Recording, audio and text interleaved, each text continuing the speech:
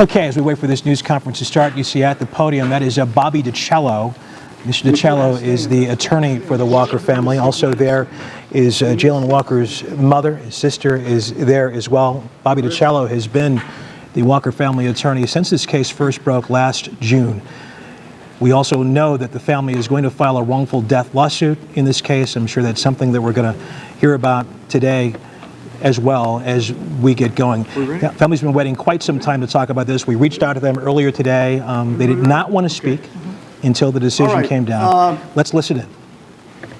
My name is Attorney Bobby DiCello, B-O-B-B-Y-D-I capital C-E-L-L-O, lead counsel for the family of Jayland Walker. My co-counsel and partner, Ken Abarno, is here with us. Ken, K-E-N, Abarno, A-B-B-A-R-N-O.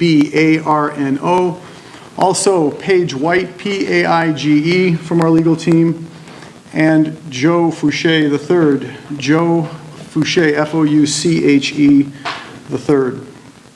Well, we're the legal team, and it's as if God knew hard news was coming. The weather changed from warm to cold, and in the last 24 hours, we've all been shaken by this decision of the grand jury. I am extremely disappointed in the presentation that had been shown today on the news or on the links on the internet. I am extremely disappointed in the manner in which the presentation seems to walk right past the legal principles that this family has been required to follow. I wish you could have been in the home about 4:30 p.m. when I broke the news to the family. I wish you could have heard and felt and seen the screams. There was screaming. I wish you could have seen the books that Jayland was reading before he was gunned down, execution style, running away from the police without any weapon on him. I wish you could have heard in his presentations that you saw the people he loved and the people he left behind, and how he wasn't displaying any strange behavior. I wish you could have seen a young man in the prime of his life, rather than a monster who has been vilified in the local media, not because of the media, but by virtue of the smear campaign that has been the city's attention-getting and attention-giving. I've spoke with many of the citizens of Akron, Ohio, and one of them said something to me that I'll never forget. For decades, the city government has let down the community.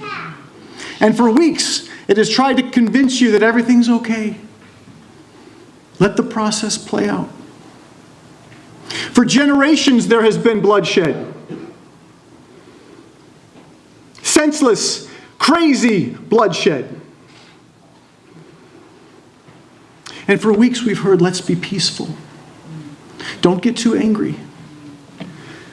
Before there was a reach out to this family, before there's been an apology, there were boards pointed or put up and bolted to the windows of the government buildings, casting all of us who believe in justice as people who would rather destroy things than have fairness.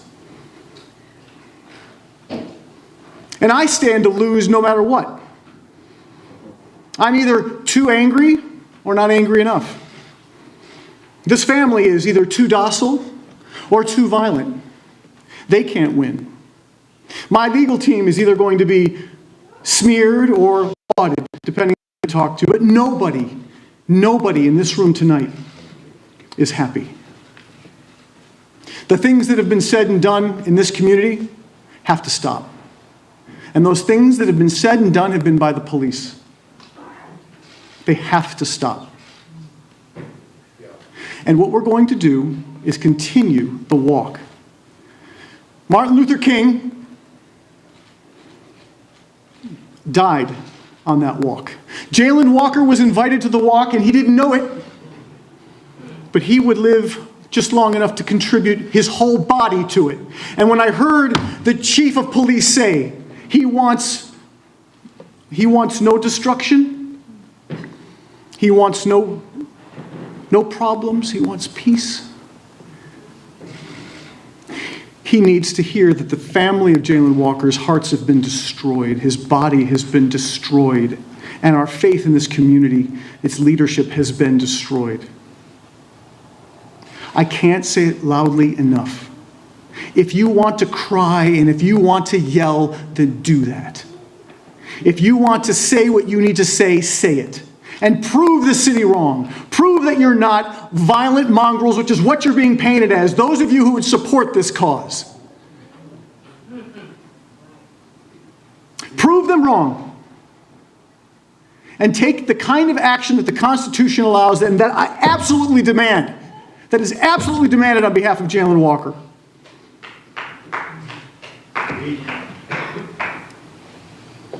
And so, having said that, let me gather my thoughts and introduce to you someone who's been a very, very valiant warrior in this cause for justice. Congresswoman Sykes brought the family to the Capitol, allowed Pam to sit while the president spoke the State of the Union address. She has put her money where her mouth is and her mouth where her money is with respect to these issues. She is absolutely committed to this community. And it is an absolute honor to have her speak to you today on behalf of the family. Thank you.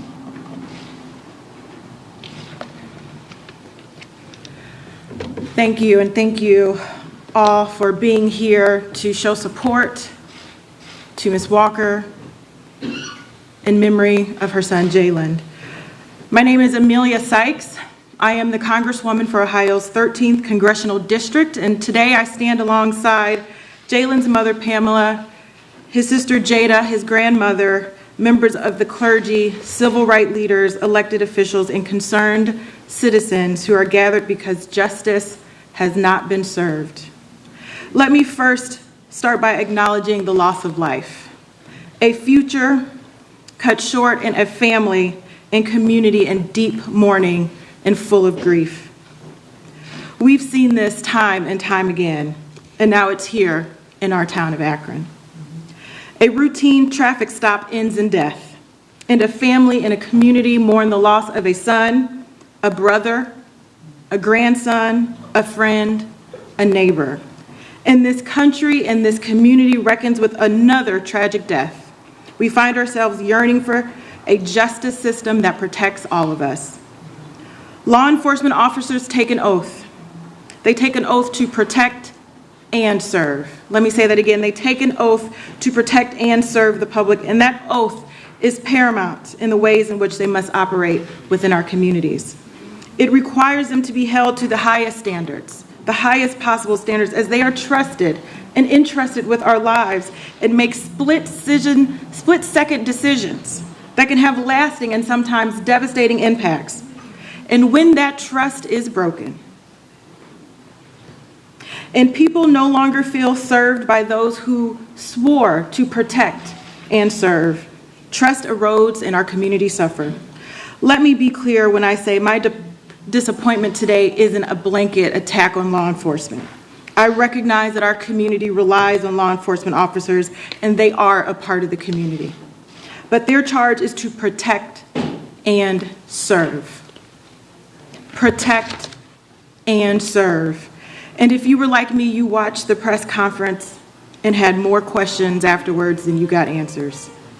And I still can't comprehend how a young man has 46 bullet holes from officers, and that is justified. And for that reason, as a member of Congress representing the city of Akron and its surrounding areas, I will formally request the Department of Justice to begin an investigation in the patterns and practices of the Akron Police Department. We need to understand the process of how this department operates, the policies, the procedures, the training, and then start to look for solutions for a more community-focused policing that serves the needs of every segment of this community. As we heard our Attorney General say that the state criminal investigation is over, but that doesn't mean this opportunity to seek justice is over. The federal government can and should take up the mantle and investigate this police department and ensure that there is not only justice for Jayland, but that we don't ever have to stand up here and hold another press conference and mourn another son, daughter, friend, or neighbor of anyone in Ohio's 13th Congressional District. I think that we can all agree over 90 shots in 7 seconds, hitting a human being over 40 times is in fact excessive. And it is my hope that the Department of Justice will take up this investigation and yield the data and evidence needed to implement community solutions based in evidence that restore trust and bring the community and law enforcement together. The urgency of this moment demands that we rise to the challenge of creating a community that is accountable to each other and promotes public safety and mutual concern. These are not mutually exclusive activities. Accountability and public safety must coexist together. There is no doubt that for many members of this community, today is as enraging as it is heartbreaking. And as people exercise their First Amendment right to protest, I ask that you do so without violence. We heard Bobby say it, prove them wrong. To Ms. Walker, Jada, to the entire Walker family, I know no words uttered today can bring you comfort, but your grace during this unspeakable tragedy has been an inspiration to all of us, and it is why I will continue to fight not only for your son, but all of our sons. As you heard Bobby say, I invited Ms. Walker to the United States Capitol for the State of the Union. She was my guest. And she joined me as we uplifted the names of young men like Jayland Walker all across this country to call for accountability. And I want to acknowledge my colleagues in the Congressional Black Caucus who have expressed their condolences and the simple fact that Jayland should be alive today. And they will work with me as we seek a federally legislative response for accountability and public safety. The Walker family has asked us to keep Jayland's memory lifted up no matter what happens. And I will take up that mantle on behalf of our community because I am fully confident that not only will Jayland's memory be lifted, but that his memory will be a blessing. They've asked us to demand accountability and change, and I am fully confident our community, our city, will be the catalyst for the necessary change that we are all so desperately seeking, not just here in Akron, but across the country. And now again, I speak to you directly, my brothers and sisters in Akron. I ask you to remember the words of Jayland's family and honor his memory by, yes, speaking up loudly and saying what you have to say, but please do so without violence. Because after the TV crews leave and the nation is no longer watching, it will only be us left here to pick up the pieces. Our community deserves a chance to heal and move forward, which we will do, we must do, and we will do together. And while we navigate our collective uncertainty around what happens next, one thing is certain, I will be here. I will be here with you. Akron is my home.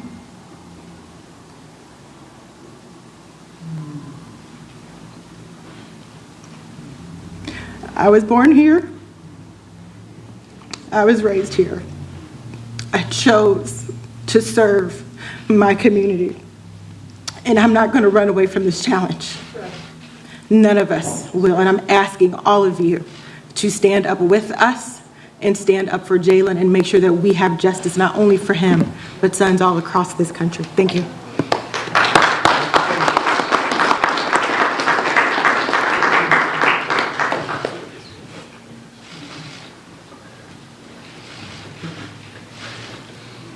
On behalf of the Akron Urban League, Ms. LeGrare.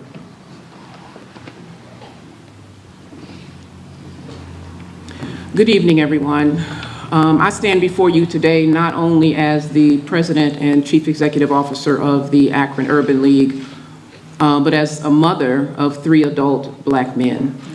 And today is a heavy day. We, of course, expected and hoped for and prayed for a different outcome, but the outcome that we got is one that we haven't gotten before, not only in this community, but across communities in this country.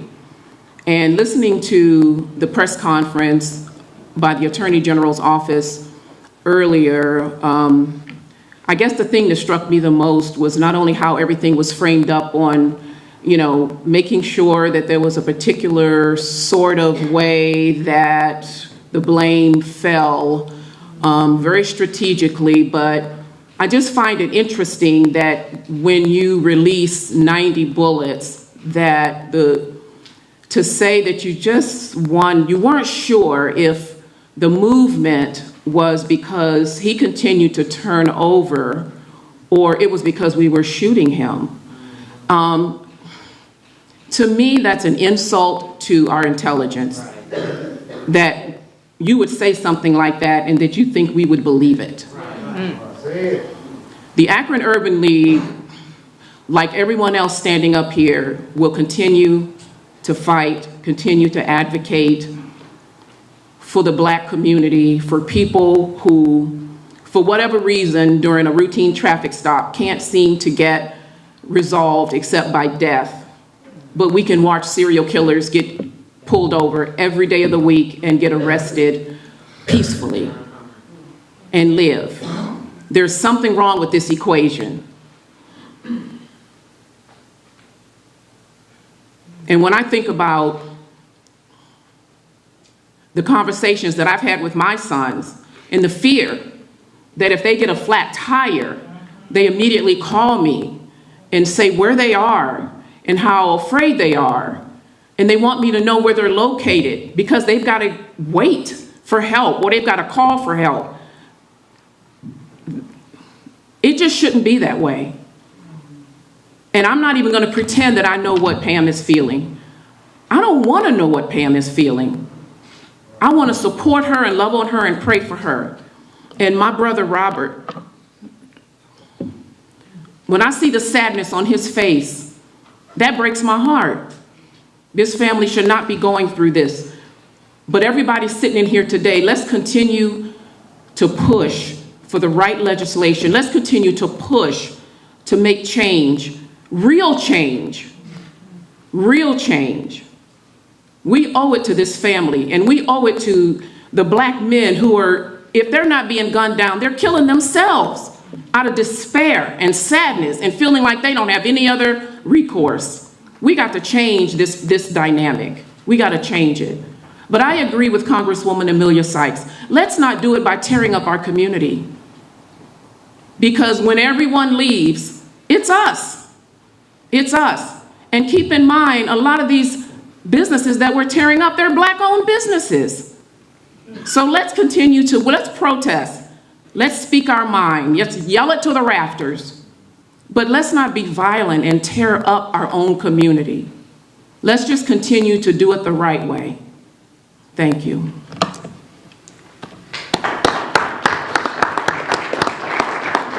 On behalf of the NAACP, Ms. Judy Hill.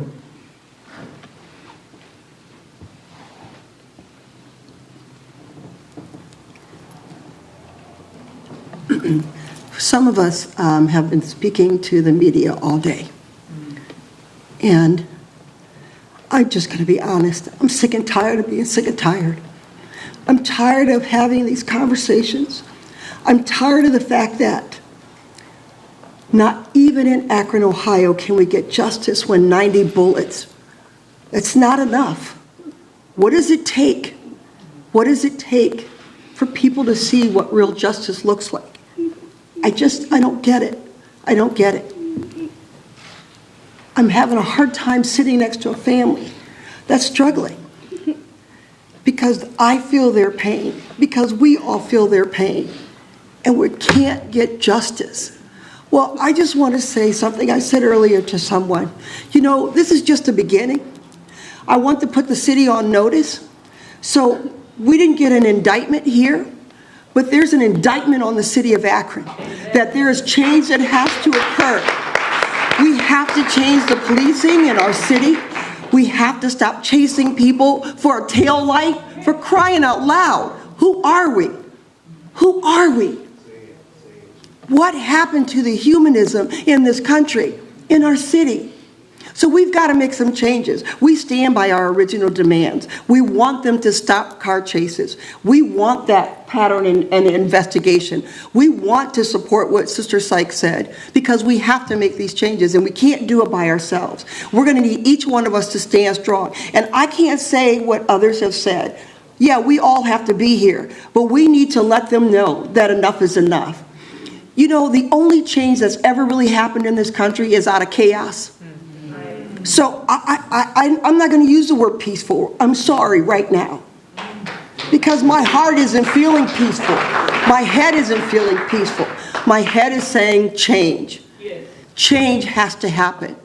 And this is the start, folks. So young people, I said it earlier in a video to you, do your TikToks, get on Facebook, keep it smart, safe, do what you need to do to keep up the heat. We don't want them to think they can get away with this again. Thank you.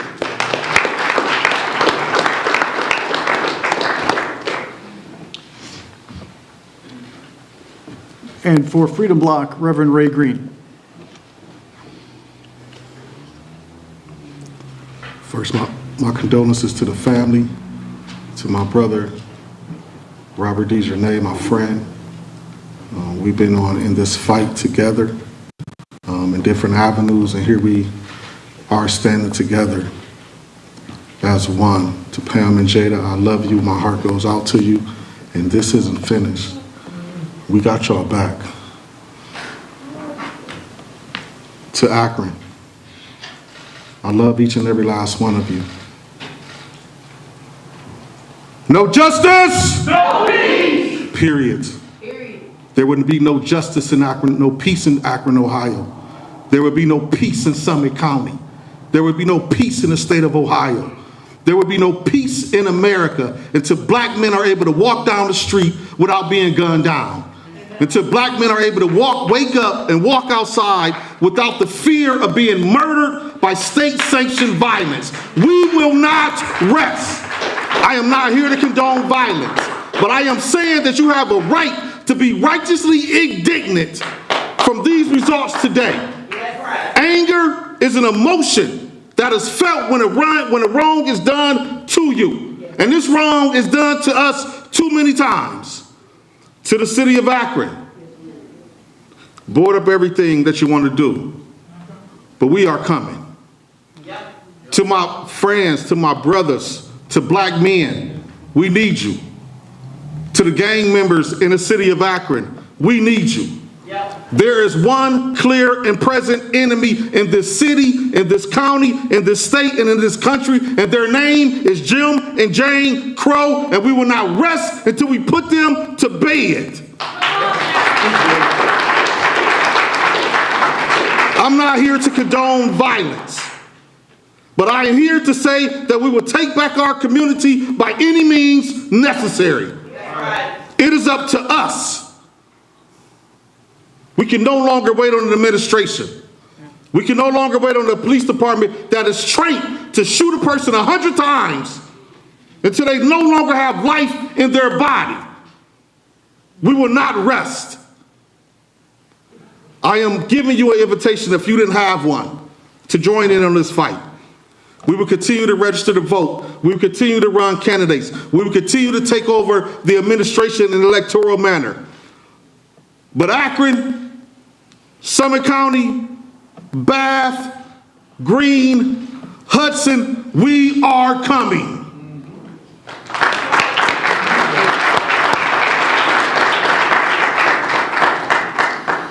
And Pastor Robert DeJarnay.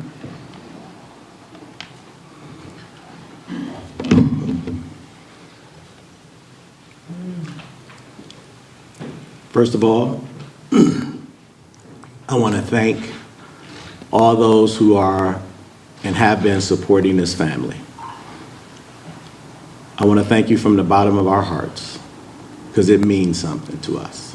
You're carrying us where we can't carry ourselves. And for those who have reached out to me, thank you.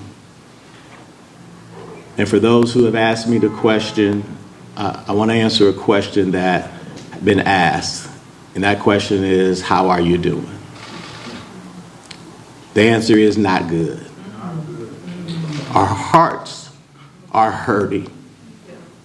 Our hearts are heavy. We talk about peace. Pamela and Jada are not feeling peaceful right now. We're not advocating violence at all, but we don't feel peaceful. They're broken into pieces.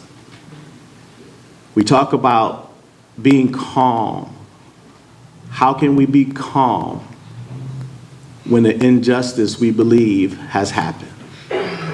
This is a sad, sad day for our family and our community. I'm profoundly sad. And I just wish that you all would just hear my heart. It's not over. We're not giving up. We're going to continue to fight. My faith is not in our judicial system. My faith is in God. He is the ultimate judge, and he will continue to judge. We are advocates for protest. Peace, as it says on the sign, is the absence of violence. We want protests. We encourage protests. But again, we don't want anyone hurt. We don't want any destruction to our city. But other than that, do what needs to be done so our voices can be heard. Protest is the voice of the unheard. And the city said that they're willing to hear us. Well, let's let them hear us. Hear us loud and clear. And I want to close with this scripture. It is Isaiah 58 in the NLT. It says, shout with the voice of a trumpet blast. The King James says, cry loud and spare not. Shout loud, don't be timid. Tell my people Israel of their sins. So we have to shout loud and not be timid. And we want justice to be served. We feel that it has not been served. And we want to continue this fight until we change the systems. Because the system is not in favor of black men and black people in general. So we have to fight to the highest where we can. And we thank our Congresswoman for taking this steps further. And we ask that you continue to pray without ceasing. Pray for this family, because this family is your family. We are family. And we just thank you again for all the support and encouragement. And we look forward to continue to push and fight until justice is served.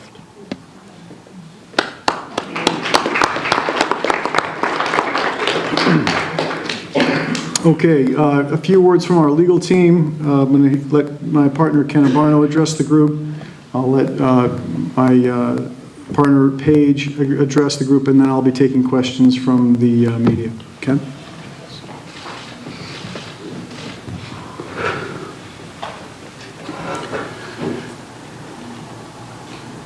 Grace and dignity. The Walker family is filled with grace, and they're filled with dignity. They have been since Jayland's death in every way in which they've handled all of these very difficult and trying situations. Hearing the family this afternoon when we had to deliver the most horrible news was truly one of the worst moments of my life. I can't even imagine the pain, the absolute pain that Pam, Jada, and her family are continuing to go through. I see a a shirt here, everybody versus inequality. We are everybody, and we are going after inequality. We will not stop until we have the answers to the questions. The questions is to why. Why? We want every bullet accounted for. That is what was promised to the Walker family the first time that they were spoken to by law enforcement. Not a single bullet has been accounted for so far. People will have to answer the questions now. There is no shield available now. And we will push and advocate with grace and with dignity. And for those who disagree with our approach, they may attack us, and that's okay. Because all we need to do is look back to what happened to Jayland on that fateful night and realize and demand answers to these questions, accountability for every single bullet. We've heard this time and time again. How does a traffic stop end up like this? Congresswoman Sykes is going to push for accountability. That is vital. It is absolutely vital because our system has failed the Walker family. It is if there's no accountability here, and we will not stand for that. We will not tolerate that, and nobody should tolerate that. It's time to stop. And we will patiently, methodically move our way through the evidence and make our way to get answers to questions. No one's wanted to answer them yet, but rest assured, they will answer them now.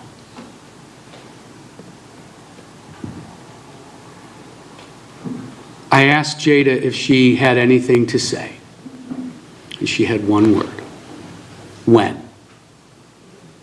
When? Well, the time is now, and we will start. So when, Jada? Now. Thank you.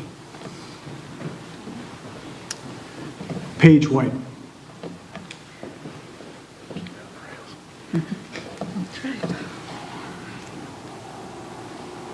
My partner, Ken Abarno, just asked, how does a traffic stop end like this?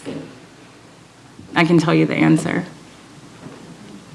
It's because Jayland was black. Jayland was stopped because he was black. He was murdered because he was black. And there is no indictment today because he is black. We stood here almost a year ago, and the chief of police told us that every single shot would be accounted for. And today, the Attorney General just let the entire world know and let this family know that Jayland Walker's life does not matter. That police officers can unleash over 90 shots and not a single one held accountable. In fact, they're back at work.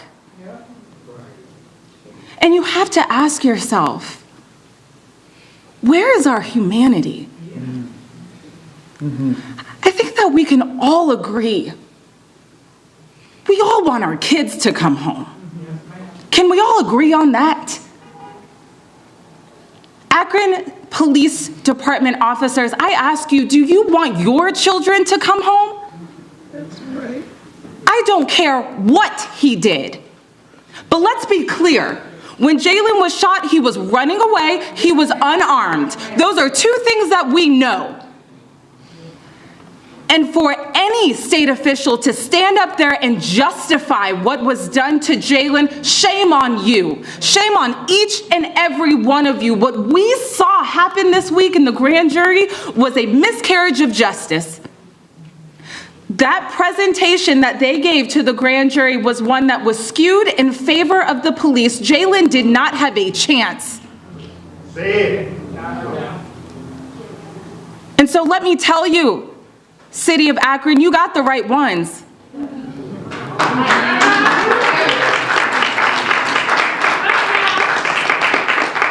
Because we won't stop fighting. I can tell you, my team, we won't stop fighting. And as Ken said, we have questions, and you better believe we're going to get answers.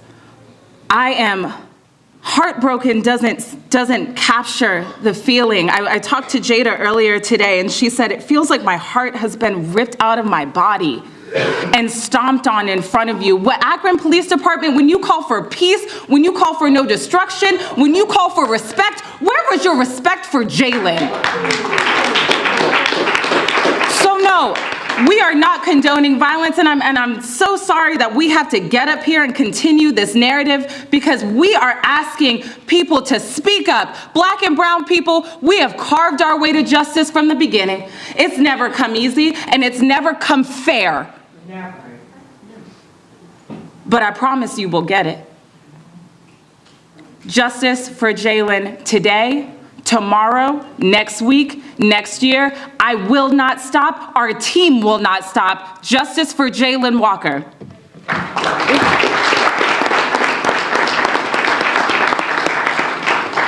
Okay, I'll take questions. Yes, Tara. Can you comment on the chief's refusal to release the 8 officers' names? I think the names at this point might be the worst kept secret, in the city. I mean, they're everywhere. I don't know what the concern is. The narrative, though, is designed to continue the danger, the threat to law enforcement. It's all about what we present, we who oppose their point of view. We present this threat to their safety. And as I said in the opening days of this case, I've received death threats. My name is Bobby DiCello, and I represent Jayland Walker. Yes? So we're hearing that there are plans to file civil suit. What does that look like for you guys, and is that accurate? Well, we're going to file a civil suit. You can print that. We're going to be filing it before the 1-year anniversary of his death. I would expect it to be filed around June 1st to June 15th, something in there. Yes? Bobby, what were you expecting? Were you expecting at least some of them to get indicted? Obviously, no one was expecting none of them. I had a conversation with the 2 prosecutors from the Attorney General's office. I was told that in their estimation, they had a 51% to 50-some%, greater than 50% chance that someone was going to get indicted. I was told that. Now, I'm not bringing the prosecution, and I didn't see the evidence. But I saw what I saw on TV today, and that's what I'm commenting about. What I saw on TV, I can't say it better than Paige said it. Jayland didn't have a chance. If what I saw on TV was given to the grand jury, by the way, folks, there's one simple idea that all of us in law enforcement or courts and lawyers know, and that is you don't do a 20/20 hindsight of what happened. I believe their narrative started when Jayland was in like the 5th grade and had a bad grade in school. They started with several weeks before these events to paint a narrative of someone who was seeking a gun and going to use it against law enforcement. That's just what I saw on this presentation. And again, if that's what they presented, wow, that violates Graham v. Conner, that violates Tennessee v. Garner, that just violates the whole tradition. Since 1989, those cases have been on the books. And I don't understand it. Except, I have to say it doesn't seem fair, and it seems like it was because of who Jayland is. Yes. Yes. I'm not a reporter. I just live here in Akron. Yeah. But I have a question. You may ask. They say this is justified. But if I touch a police officer like this, I'm going to jail for 10 days. So how can they justify all those bullets going into that poor boy? I don't have that answer for you. I wish I did, It doesn't make any sense to me. Yeah, I stood up here in my opening remarks and half freaked out because I haven't seen in my lifetime anything like this. I just haven't, and I'm sorry that you had to see it too. Yes? Congresswoman Sykes, could you elaborate any more on the plans to make that request in the DOJ? Yes, thank you for the question. My office will write a formal letter requesting a patterns and practices investigation from the Department of Civil Rights under the Department of Justice, the Division of Civil Rights, excuse me, in the Department of Justice.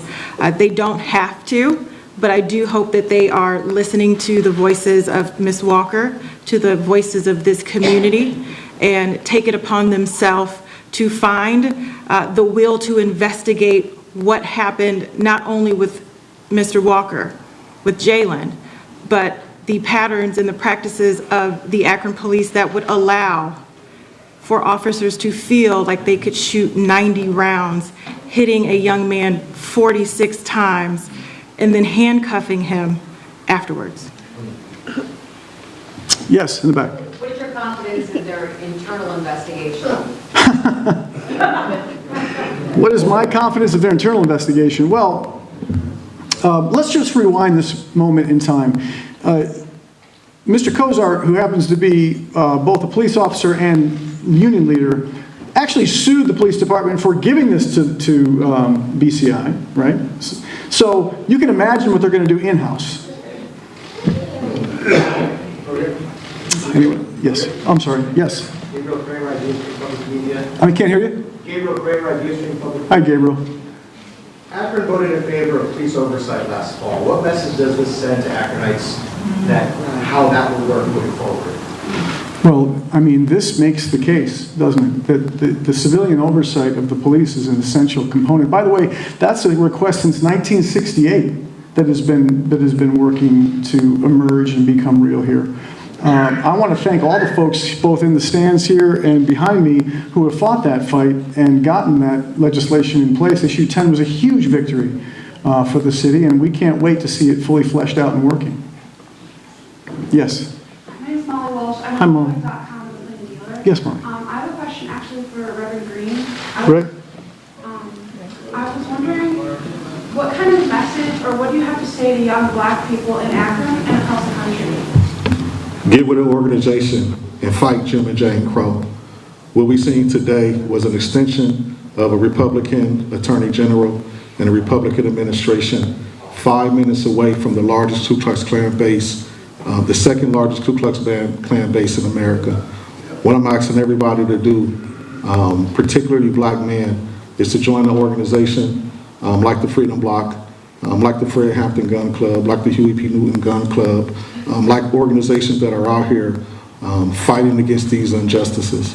Once we come together and join and build this army that we need to build, the first thing we can do is police ourselves and provide safety in our communities. The second thing we can do is control the electorate to make sure we got an administration that treats human beings as human beings. And then the third thing we can do is get rid of these frivolous things that we use to build up the administration by collecting tax dollars and fines and fees from tickets and being put over to build up the administration. This criminal justice system is about one thing: taking money out of poor, particularly poor black people's pockets and putting it into the hands of the administration. So any black man that is listening to me right now, young, if you're in a gang and you want to get rid of that energy in a more productive way, we will train you how to use a gun. We will train you how to protect our community, because we is who we need to protect Akron. Yes. Part of your legal strategy, especially in an unjust system asking for justice, have you ever considered changing the strategy from asking for say, criminal crime for humanity, instead of just asking for justice in an unjust system? So we're going to do what the system allows right now, because that's what we have. And I have to say that as an attorney here in the state of Ohio with a license in this state, I swore an oath to the Constitution. I swore an oath to uphold it. I swore an oath to protect the clients that I have and to make sure that that Constitution is applied. And I will challenge anyone on the idea that the Constitution is meaningless. I think the Constitution does mean something. And I think that the courts should take this case into consideration and will, I hope, embrace it. That's my hope. Yes? Bobby, does Ms. Walker and her daughter, do they plan on attending any of these protests? They've been so eloquent and their message is clear. They want peaceful protests. So are they going to be a part of it to encourage it? You know, Lydia, we've worked very closely. I mean, we love Pam, we love Jada, and it's a real thing. We want to make sure that at our expense, because of our energy and desire to know, we don't hurt them. So we're letting them go through this in the way they want to, and we'll cross each of those bridges as they come. Oh, yes. 2019. Hey, Jim, yeah. You had suggested or alluded to maybe the narrative in the presentation of evidence during the grand jury process.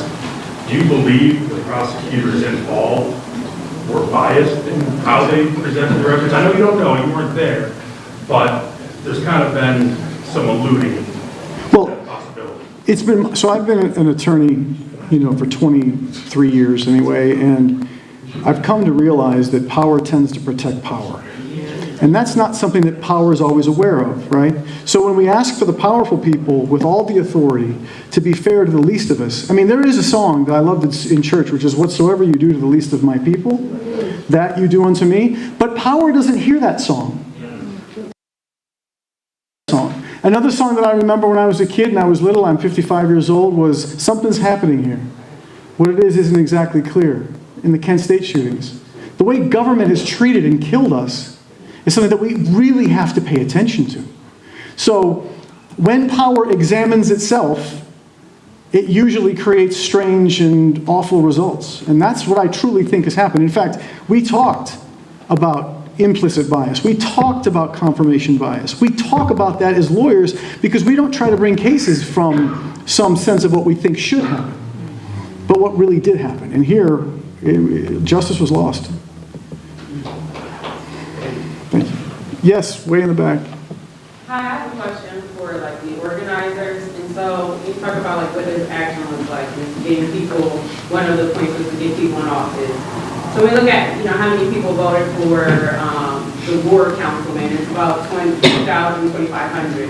When you look at people who voted for issue 10, where people voted for issue 10 who even voted for the mayor.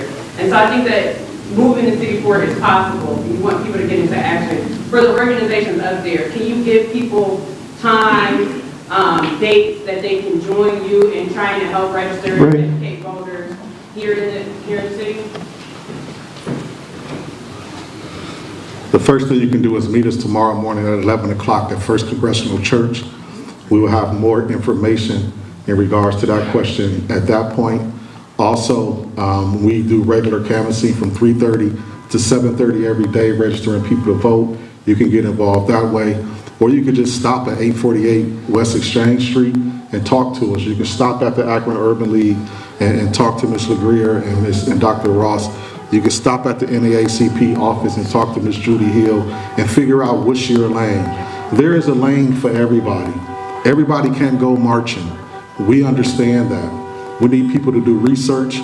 We need people that are not on the front lines that can then go and run for office. We have a lot of new energetic people running for office this year. So we can help you. We can train you to be able to run for office and help you design a campaign. There's a lot of things that we can do. We have been watching a news conference from the family of Jayland Walker on today's news from the grand jury in Summit County that there is a no bill. The grand jury has decided that the police officers involved in the shooting death of Jayland Walker last June will not be charged. There will be no state charges. A number of things to unpack in this news conference. One, we heard from Congresswoman Sykes, who said she will call for the Justice Department to do an investigation into the pattern and practices of the Akron Police Department. As she pointed out, that is not an automatic. The Justice Department will not automatically do that. But coming from a United States congressperson, it certainly carries some weight. And the family attorney, Bobby DiCello of the Walker family, also said that he will file a civil suit between June 1st and June 15th. That's almost a year after Jayland was killed. So a lot coming out there. Also saying, DiCello saying, the family is absolutely heartbroken. Yeah. He's saying at 4:30, when he gave that family the news, it was a terrible